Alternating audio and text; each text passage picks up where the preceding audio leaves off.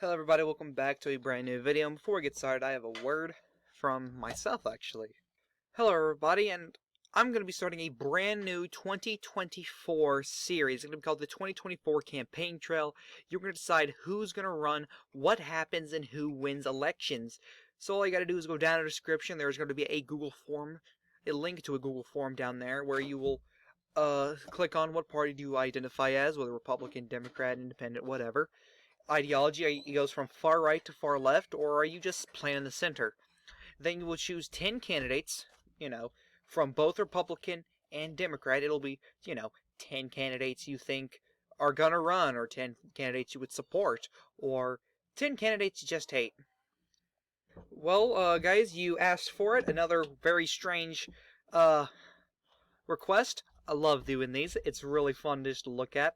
And what if Walter Mondale won in the 1984 presidential election against Ronald Reagan? So let's take a look at that. A very weird map, not gonna lie.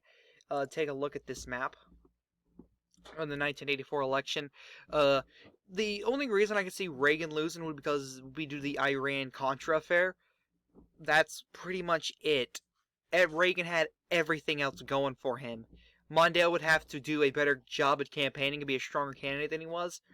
That's about it, in my opinion.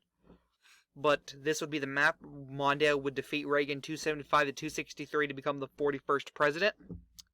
And then in 1988, Reagan would, do little dance of, hey, I might run again. You never know, but he probably won't. And then, Mondale would do better, not by much, but he would beat Bob Dole, because they'll go back to their traditional roots, because, hey, we tried it with the Reagan experiment, it didn't work, so we're going to go back to being a center-left party, as it seems like Democrats are becoming the far-left party with Walter Mondale at the helm. And so Walter Mondale would defeat Bob Dole to win re-election, 279 to 258. We go on to the 1992 election, and of course, hey, again, Ross Perot's here saying, hey, I don't like what either party's doing. Like, hey, it sucks. Change it. And so Democrats nominate Jerry Brown, California governor. Seems familiar. Republicans nominate former Minnesota governor, who is very old and has tried this many times, Harold Stassen, for president. Hey, back to our center-left roots. And Ross Perot's here is like, hey, I'm about to change the whole system, as he does better than Harold Stassen, one of the major parties, the first time it happened since 1912. But Jerry Brown ends up winning because of the whole vote splitting thing, 301 to 145 to 92 to become the 42nd president. And then this is where Republicans start trying to, coax Ross Perot to run as a Republican. People are saying, hey, I'd support Ross Perot if he's a Republican. Trying to be like, hey, man, run, you should run. Just run.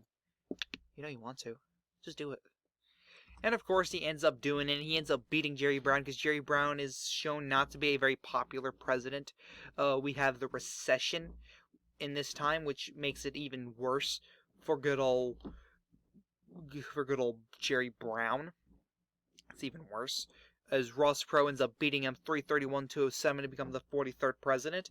And this is where we go staunch conservatism, center-left moderate conservatism going forward, as Democrats are far left.